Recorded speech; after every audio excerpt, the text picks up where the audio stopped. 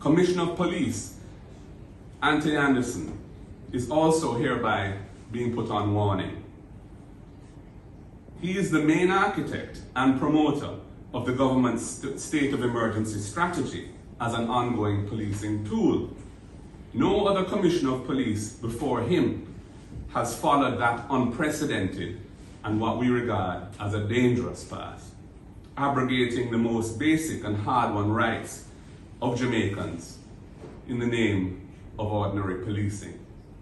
The constitutionality of his use of the states of emergency is in serious doubt. As I have already shown, there are other tools in the toolbox for him to use, and some others that the government needs to quickly deal with and address to provide him with, which should have been legislated for already.